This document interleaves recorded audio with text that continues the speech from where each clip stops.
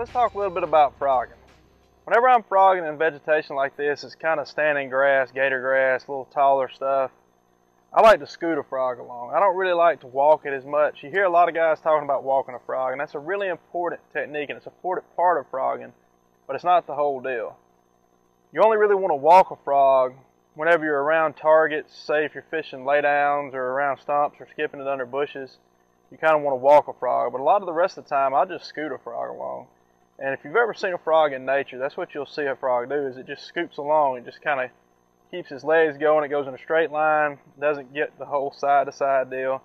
He just kind of scoots along, and if you can match that with your presentation with your frog, I think you get a lot more bites, and it covers a lot more water. I mean, you got the ability to go down a long grass line a lot easier than you do whenever you're just kind of walking it along. Like I said, that's kind of more of a target type deal, and I will incorporate it some into this kind of fishing too here. Whenever you're coming to a hard edge or you're about to leave a hard edge, as soon as you hit the open water, if you got a small hole over in grass or in lily pads, I like to kind of walk it in that situation because it gives the fish a couple more seconds to find it whenever they have that small strike zone. But typically, whenever you're just going down a grass line like this, if you just walked a frog the whole time, it would take entirely too long to fish it. I think we get a little bit out of shape sometimes trying to help a fish. A fish doesn't need our help. I mean, a fish can catch a frog. A fish is a lot faster than a frog. That's why fish survive and frogs die. You don't have to really help a fish catch a frog. Unless you have a fish come up and say boil on your frog, then I'll walk it a little bit, try to get him to bite it. And if it doesn't, I'll reel it in and fire it back up there and walk it in that same spot. Anytime you know a fish is in an exact area and you're trying to catch him, yeah, walking a frog is a really good, big part of it.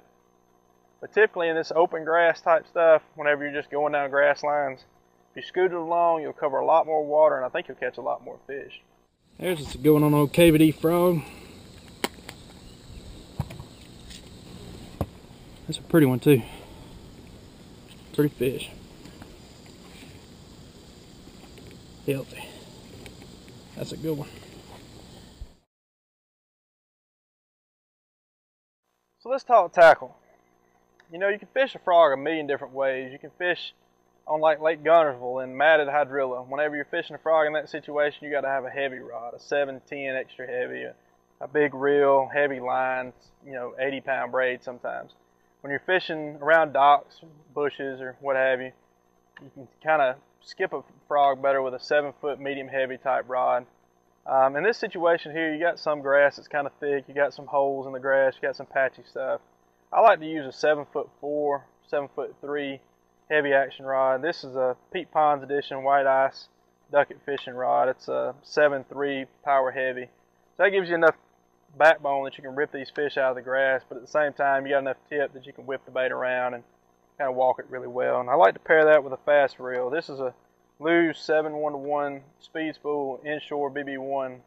It's a new reel on the market. It's a great reel. It's a strong reel. I like to have a really quick, really strong reel. That way if a fish hits a frog really fast and he takes off, I can catch up to him and get the hook in it.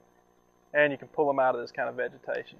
Alright, and the next thing you want to focus on is your line choice. I like to start, anytime I'm frog fishing, I like to start with a 40-pound braid. It's just a good all-around braid. It's a limber enough braid that you can still work the bait really well, but it's strong enough that you hardly would ever break your line.